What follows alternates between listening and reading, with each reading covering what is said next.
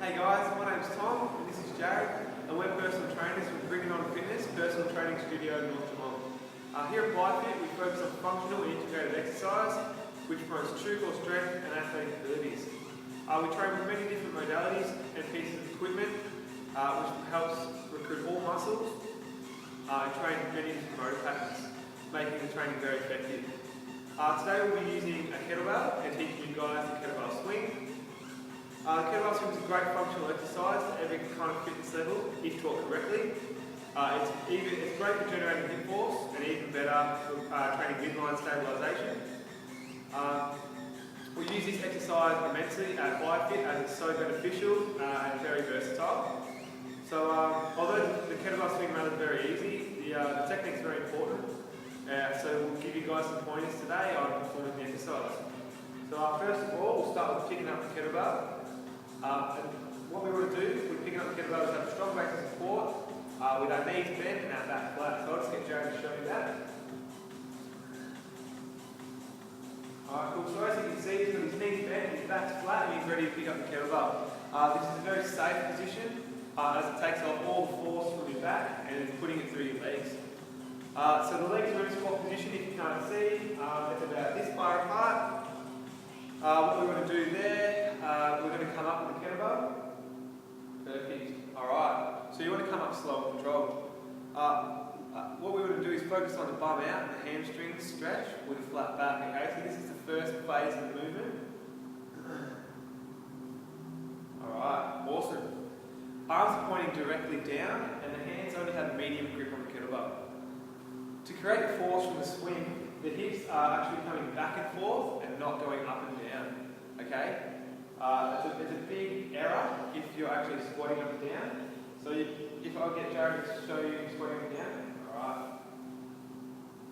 Because this exercise can be performed for a long amount of time, it's all about efficiency. Okay? So going up and down, you're going to fatigue very quickly. The kettlebell only needs to reach eye line, and the bell can come straight down in between your legs and start again. Areas with the kettlebell swing can be around the back. Awesome. Alright, this puts a lot of force through the back and not enough force through the legs. A second error would be turning the hip movement into a squat, as I showed you before. Lifting with the arms and hinging at the shoulder. Okay, so this takes out all the force from your hips and it's mainly trying to muscle the kettlebell up, which is definitely inefficient as well. Awesome. Alright. Another one is hips not getting to full extension, okay, so we're actually losing a lot of power. Awesome. Alright, so as you can see, Jared's hips are sitting back, we're not getting any force generated, and that means we'll be lifting with your shoulders. It's very important to always have a correct technique with this exercise, as it can injure you very quickly if you're not done correctly, and always choose a lightweight to practice with.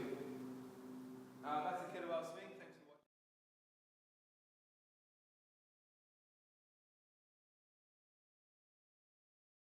Alright guys, now what I'm going to do is recap and go over the 5 golden rules of the kettlebell swing. Rule number 1, we always want to have a flat back and our bum out during the exercise. This will allow a lot of the force to be put through our legs and not our back. Also at the top of the swing, when the bell's up here, we want to actually squeeze our glutes. This will allow the hips to fully extend and not hang back here. Also this creates a lot more force, getting the bell up a lot higher. Rule number 2, we want to keep our arms and shoulders quite soft, but want to keep our shoulder blades squeezed together, which will allow our chest to come out. We don't want to be hunched over like this. Rule number 3, we always want to have a forward and back motion with our hips and not up and down, okay? That's a really important one, okay? Because we always want to have the force driven from back to front, not up and down. Rule number 4, the weight should always go through your heels. We should never come out to our toes, as the nature of the weight is out in front of us. We don't want to fall over, okay? Rule number 5, the kettlebell only needs to reach eye line. Again, if the weight is coming out to the front, it's very unstable, okay? If you're only a beginner, you should never go past the eye line. Alright, that's the kettlebell swing. I hope you guys have had an insight into how to move and the technique you really need to follow. Keep swinging.